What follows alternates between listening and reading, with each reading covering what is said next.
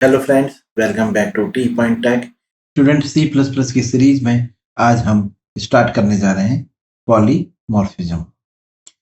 Polymorphism का मतलब होता है ओवरलोडिंग एंड ओवरराइडिंग। जब हम फंक्शन की ओवरलोडिंग और ओवरराइडिंग करते हैं तो उसे हम पॉलीमॉर्फिज्म कहते हैं। ओवरलोडिंग कंपाइल टाइम पे की जाती है और ओवरराइडिंग रन टाइम पे की जाती है। ओवरलोडिंग करने के दो तरीके हैं, फंक्शन की ओवरलोडिंग करी जाए या ऑपरेटर्स की ओवरलोडिंग की जाए तो वो कहलाती है कंपाइल टाइम पॉलीमॉर्फिज्म। और अगर वर्चुअल फंक्शंस बनाए जाए तो वो कहलाते हैं रन टाइम पॉलीमॉर्फिज्म। चलिए, सबसे पहले हम पॉलीमॉर्फिज्म को थ्योरेटिकली समझते हैं, फिर उसका एग्जाम्पल डेवलप करके देखेंगे। चलिए स्टूडेंट, ऑब्जेक्ट ओरिएंटेड प्रोग्रामिंग के तीन मेजर कॉन्सेप्ट होते हैं।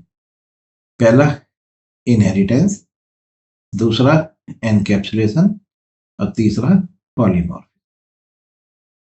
पॉलीमॉर्फिज्म स्टूडेंट दो वर्ड से मिलकर बनता है, पॉली प्लस मॉर्फ, जिसका मतलब होता है one name many forms. It is a Greek word, ये ग्रीक वर्ड है पॉलीमॉर्फिज्म, यानी कि एक नाम के मल्टीपल फॉर्म्स। जैसे हम एग्जांपल आपको देके समझा रहे हैं, ओवरलोडिंग। जब हम फंक्शन की ओवरलोडिंग करते हैं तो एक ही क्लास में हम मल्टीपल फंक्शंस डिक्लेयर करते हैं सेम नेम के, लेकिन उनके जो पैरामीटर हैं उनको अलग अलग रखते हैं।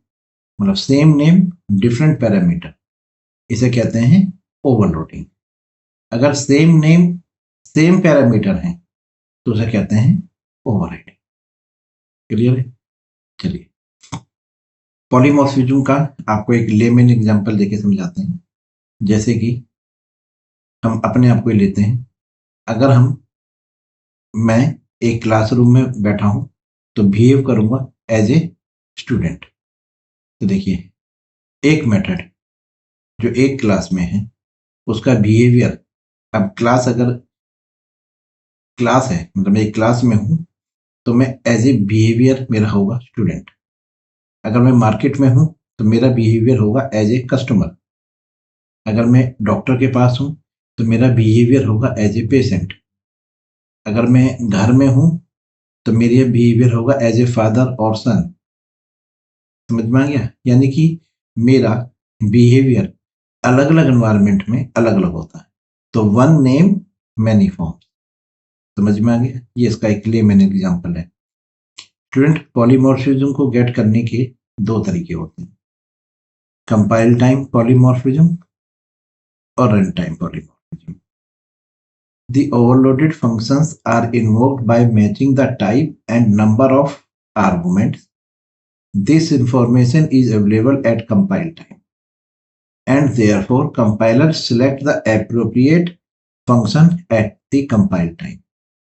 It is achieved by function overloading and operator overloading, which is also known as static binding or early binding.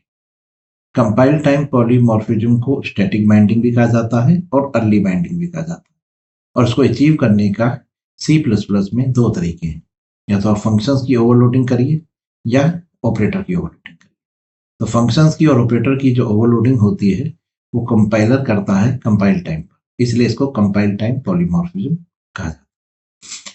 Compile time polymorphism का जो मेन पॉइंट है जो आपको याद रखना है पॉलीमॉर्फिज्म का कंपाइल टाइम में, कि फंक्शन का नाम सेम होगा लेकिन उसके पैरामीटर्स अलग अलग होंगे।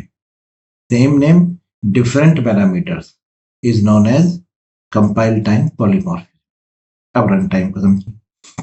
Run time polymorphism is achieved by when the object method is invoked at runtime instead of compile time। यानी कि जो हमारा फंक्शन है उसका जो हमारा ऑब्जेक्ट है उससे जो लिंक्ड जो फंक्शन है वो कंपाइल टाइम के बजाय रन टाइम पर इन्वोक होगा, और it is achieve by function overriding which is also known as dynamic binding और late binding. Run time polymorphism को डायनेमिक बाइंडिंग या लेट बाइंडिंग भी कहा जाता है, और रन टाइम पॉलीमॉर्फिज्म को अचीव करने के लिए आपको फंक्शन की ओवरलोडिंग करनी पड़ेगी, और फंक्शन की ओवरलोडिंग करने के लिए आपको बनाने पड़ेंगे वर्चुअल फंक्शन। वर्चुअल फंक्शन इसमें क्या होता है स्टूडेंट, फंक्शन का नेम भी सेम होगा और उसके पैरामीटर भी सेम होंगे। और वर्चुअल फंक्शन जो है ये इनहेरिटेंस में एग्जिस्ट करेंगे, यानी कि रन टाइम पॉलीमॉर्फिज्म को अचीव करने के लिए आपको इनहेरिटेंस के प्रोग्राम डिजाइन करना पड़ेगा। एक पेरेंट क्लास, एक चाइल्ड क्लास। तो पेरेंट क्लास का जो सिग्नेचर है फंक्शन का वो रिपीट होगा चाइल्ड क्लास में सेम, तो उसे बोलेंगे रन टाइम पॉलीमॉर्फिज्म। उसके करने के लिए आपको वर्चुअल फंक्शंस बनाने पड़ेंगे। चलिए, तो स्टूडेंट इसको आप इस तरह से समझिए,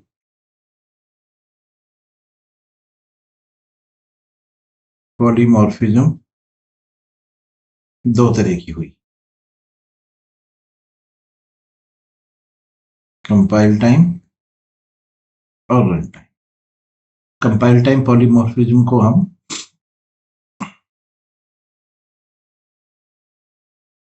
अर्ली बाइंडिंग या स्टैटिक बाइंडिंग कहते हैं। Static binding. Run time polymorphism को हम डायनेमिक बाइंडिंग या लेट बाइंडिंग कहते हैं।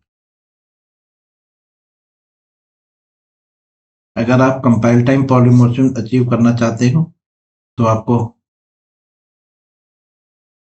फंक्शन की ओवरलोडिंग करानी पड़ेगी,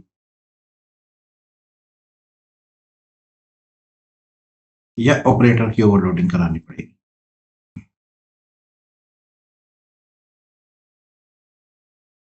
और रन टाइम पॉलीमॉर्फिज्म अगर आप गेट करना चाहते हो तो आपको वर्चुअल फंक्शंस बनाने पड़ेंगे। ये है। ओके,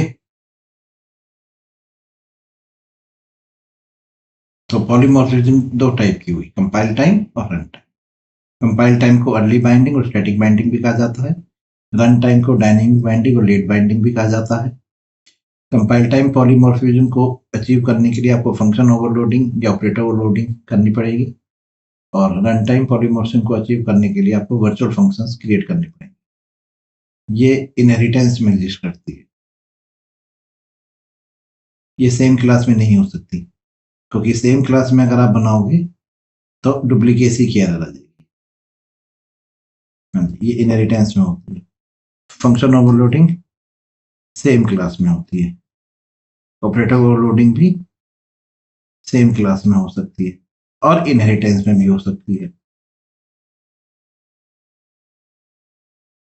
लेकिन वर्चुअल फंक्शंस की ओवरलोडिंग, इसे हम ओवरराइडिंग कहते हैं। वर्चुअल फंक्शन की ओवरराइडिंग, ये ध्यान रखिएगा।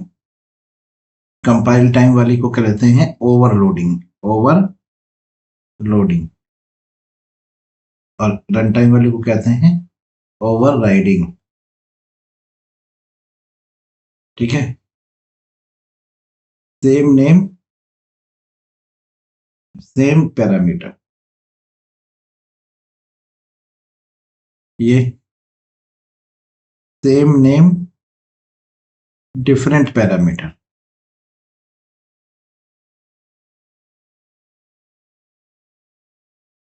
क्लियर है, समझ में आ गया? चलिए, सबसे पहले आपको फंक्शन ओवरलोडिंग का एक एग्जांपल करके दिखाते हैं, कंपाइल टाइम पॉलीमॉर्फिज्म। देखिए,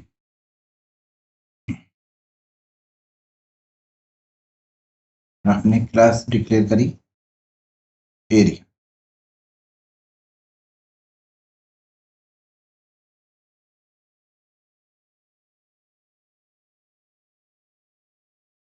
इसमें आपने एक फंक्शन डिक्लेयर करा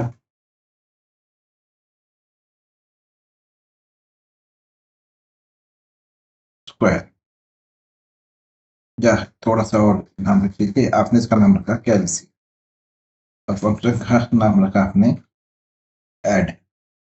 इसमें आपने 2 पैरामीटर लिए हैं इंटीजर। ओके, अब देखिए आपने दूसरे फंक्शंस भी ऐड कॉल करे हैं। अब सेम नेम है लेकिन पैरामीटर भी सेम है, तो ये एरर है। सेम क्लास में अगर सेम नेम की और सेम पैरामीटर के फंक्शन डिक्लेयर होंगे तो एरर आएगी। आप चाहे तो इसको कंपाइल करके भी देख सकते हैं, देखिए डुप्लीकेसी की एरर आएगी।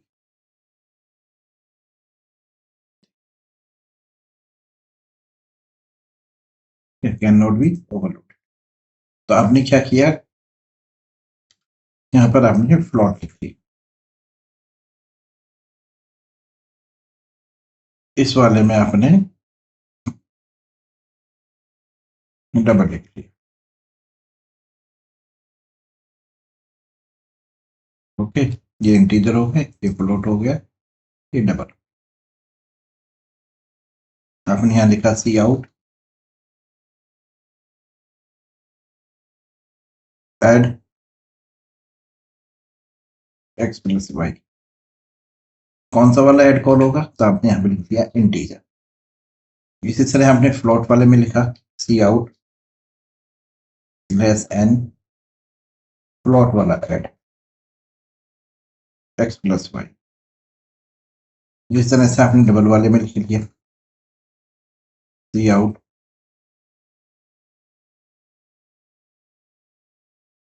Double add.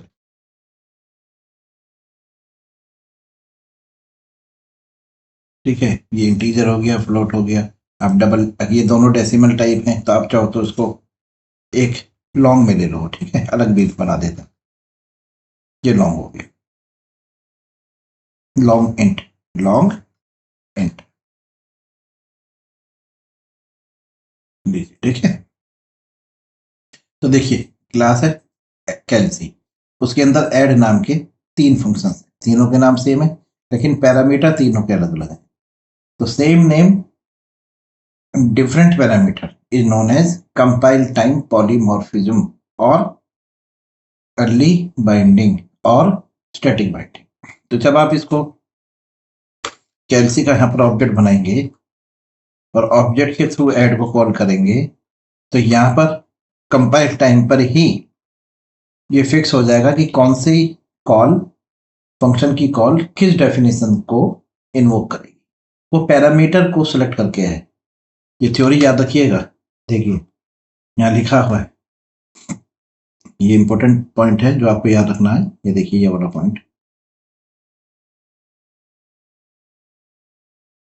ये देखिए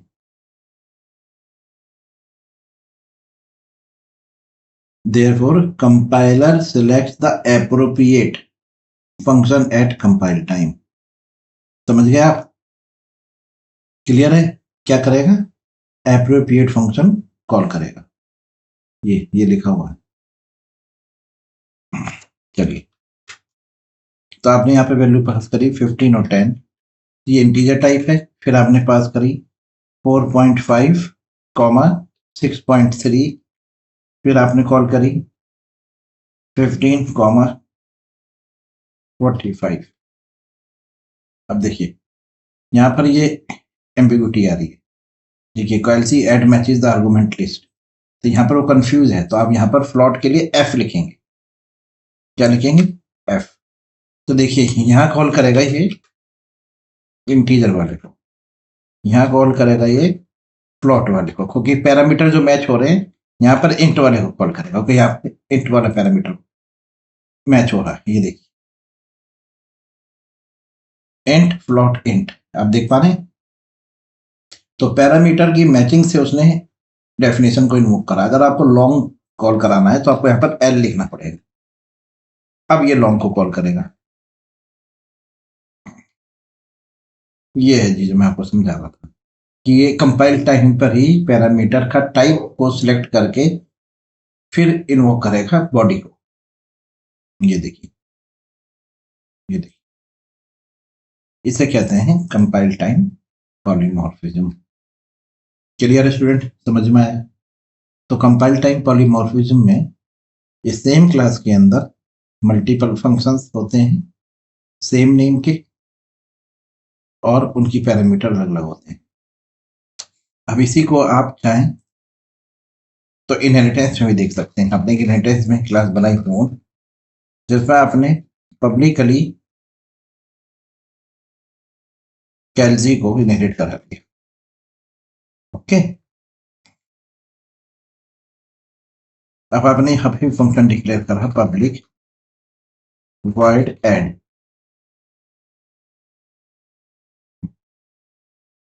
ठीक, अब आप यहाँ पर एक इंटीजर वेरिएबल ले रहे हैं। देखिए ये तीनों ऐड इनहेरिट होकर मून में आ गए। मून के पास खुद का ऐड है 3 पैरामीटर वाला। जी जी, लेस एन ऐड, यहाँ पर ये 3 पैरामीटर वाला है। ये ऐड है मून का। लीजिए इससे डेफिनेशन पहचान लेगा। ऐड ऐड ऐड, तो मून के पास 3 ऐड है जो इनहेरिट होके आए हैं, खुद का एक डिक्लेयर्ड है, तो मून के पास 4 ऐड हो गए हैं। अब आपने यहाँ पर चाइल्ड मून का ऑब्जेक्ट बनाया।